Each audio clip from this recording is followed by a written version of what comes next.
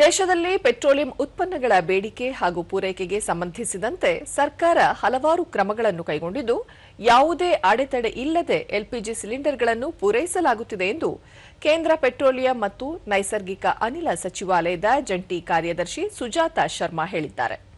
ದೆಹಲಿಯಲ್ಲಿ ನಡೆದ ಅಂತರ್ ಸಚಿವಾಲಯಗಳ ಜಂಟಿ ಪತ್ರಿಕಾಗೋಷ್ಠಿಯಲ್ಲಿ ಮಾಹಿತಿ ನೀಡಿದ ಅವರು, ಎಲ್ಪಿಜಿ ಸಿಲಿಂಡರ್ಗಳ ಬುಕಿಂಗ್ ಅನ್ನು ತರ್ಕಬದ್ಧಗೊಳಿಸಲಾಗಿದೆ. ಪರಿಣಾಮವಾಗಿ ಪೆಟ್ರೋಲ್ ಮತ್ತು ಡೀಸೆಲ್ನ ದೇಶೀಯ ಸರಬರಾಜುಗಳು ಯಾವುದೇ ಕಡಿತವಿಲ್ಲದೆ ಸರಾಗವಾಗಿ ನಡೆಯುತ್ತಿದೆ. ಎಲ್ಪಿಜಿ ಸಿಲಿಂಡರ್ಗಳು ಸಹ ಅಡೆತಡೆ ಇಲ್ಲದೆ ಪೂರೈಸಲಾಗುತ್ತಿದೆ ಎಂದು ಸ್ಪಷ್ಟಪಡಿಸಿದ್ದಾರೆ. ವಾಣಿಜ್ಯ ವಿಭಾಗದಲ್ಲಿ ಕೆಲವು ಸಮಸ್ಯೆಗಳಿವೆ, ಆದರೆ ಪೂರೈಕೆಯನ್ನು 70% ಹೆಚ್ಚಿಸಲಾಗಿದೆ. ಕೈಗಾರಿಕೆಗಳು ಯಾವುದೇ ಕೊರತೆ ಎದುರಿಸದಂತೆ ನೋಡಿಕೊಳ್ಳಲು ಕಲ್ಲಿದ್ದಲು ಮತ್ತು ಸೀಮೆ ಎಣ್ಣೆಯಂತಹ ಹೆಚ್ಚುವರಿ ಇಂಧನಗಳ ಪೂರೈಕೆಯನ್ನು ಹೆಚ್ಚಿಸಲಾಗುತ್ತಿದೆ. ನಿನ್ನೆಯವರೆಗೆ 80,000ಕ್ಕೂ ಹೆಚ್ಚು 5 ಕೆಜಿ ಸಿಲಿಂಡರ್ಗಳು ಮಾರಾಟವಾಗಿವೆ. ಈ ಕುರಿತು ಹೆಚ್ಚಿನ ಜಾಗೃತಿ ಮೂಡಿಸಲಾಗುತ್ತಿದೆ ಎಂದು ಅವರು ವಿವರಿಸಿದರು. मैं ये बताना चाहूंगी कि हमारे पास सप्लाईज पर्याप्त हैं. पेट्रोल और डीजल के प्राइसेस में कोई इंक्रीज नहीं किया गया है, इसलिए कृपया पैनिक बाइंग से बचें. क्रूड हमारी इन्वेंट्री सफिशिएंट है, कार्गोज टाइड अप हैं. इसके अलावा हमारी रिफाइनरीज ऑप्टिम कैपेसिटी पर ऑपरेट कर रही हैं.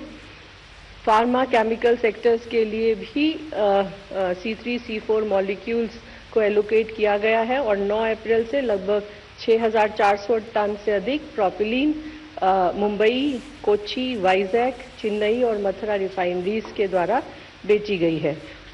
हमारा एनफोर्समेंट भी जारी है और स्टेट गवर्नमेंट्स और ऑयल मार्केटिंग कंपनीज की ज्वाइंट टीम के द्वारा कल भी लगभग 2300 रेड की गई हैं और ऑयल मार्केटिंग कंपनीज की सरप्राइज इंस्पेक्शन में अब तक लगभग 360 डिस्ट्रीब्यूटर्स पर पेनल्टी इंपोज की गई है और 70 डिस्ट्रीब्यूटर्स को सस्पेंड किया गया है.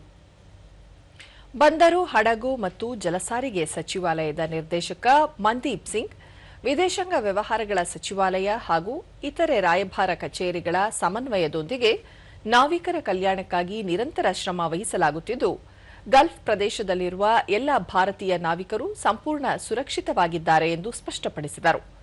ಕಳೆದ 24 ಗಂಟೆಗಳಲ್ಲಿ ಭಾರತೀಯ ಧ್ವಜವುಳ್ಳ ಹಡಗುಗಳಿಗೆ ಸಂಬಂಧಿಸಿದ ಯಾವುದೇ ಅಹಿತಕರ ಘಟನೆಗಳು ವರದಿಯಾಗಿಲ್ಲ ಎಂದ ಅವರು, ಡಿಜಿ ಶಿಪ್ಪಿಂಗ್ ನಿಯಂತ್ರಣ ಕೊಠಡಿಯು ಈಗಾಗಲೇ ಸಾವಿರಾರು ಕರೆಗಳು ಹಾಗೂ ಇಮೇಲ್ಗಳಿಗೆ ಸ್ಪಂದಿಸಿ ನೆರವು ಒದಗಿಸುತ್ತಿದೆ ಎಂದು ವಿವರಿಸಿದರು.